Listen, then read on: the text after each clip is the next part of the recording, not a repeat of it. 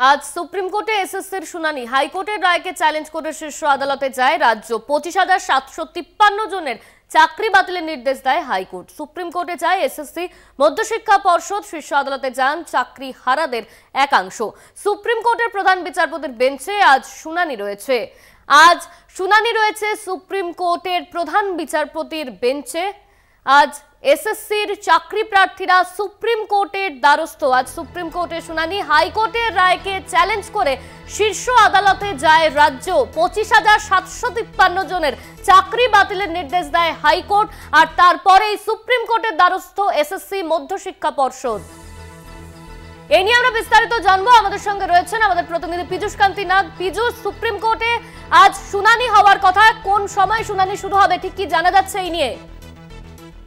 দেখো, সুপ্রিম কোর্টের নির্দিষ্ট তালিকা অনুযায়ী এই মামলার শুনানি গ্রহণ করা হবে। যে 25,573 জনের চাকরি যে বাতিল হয়ে গেছে কলকাতা হাইকোর্টের নির্দেশে, এবং 2016 যে প্যানেল বাতিল করেছেন বিচারপতি দেবাংশু বসাকের ডিভিশন বেঞ্চ, সেই রায়কেই চ্যালেঞ্জ জানিয়ে এসএসসি কর্তৃপক্ষ, রাজ্য সরকার এবং চাকরিহারাদের বেশ কয়েকজন সুপ্রিম কোর্টের দ্বারস্থ হয়েছেন।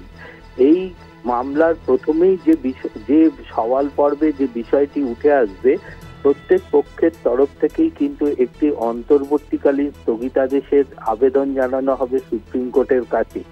অর্থাৎ সুপ্রিম কোর্টের মামলার পূর্ণাঙ্গ শুনানি শেষ না হওয়া পর্যন্ত কলকাতা হাইকোর্টের রায়ের ওপরে অন্তর্বর্তীকালীন স্থগিতাদেশ জারি করুক শীর্ষ আদালত। যদি অন্তর্বর্তীকালীন স্থগিতাদেশ মান্যতা পায় সুপ্রিম কোর্টে, তাহলে সেক্ষেত্রে কিন্তু কলকাতা হাইকোর্টের যে নির্দেশিকা, অর্থাৎ চাকরি বাতিল এবং প্যানেল বাতিলের যে নির্দেশিকা, তা আপাতত স্থগিত থাকবে। কিন্তু সুপ্রিম কোর্ট যদি এই স্থগিতাদেশের আবেদনে যদি কোনো হস্তক্ষেপ না করে, তাহলে সেক্ষেত্রে কিন্তু কলকাতা হাইকোর্টের রায় বহাল থাকবে।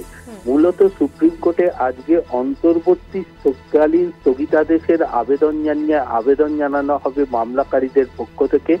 যদিও উভয় পক্ষের বক্তব্য শোনার পরই সুপ্রিম কোর্ট তার নির্দেশিকা জারি করবে। ধন্যবাদ তোমায় পীযূষ। আমাদের সঙ্গে ছিলেন আমাদের প্রতিনিধি পীযূষ কান্তি নাগ।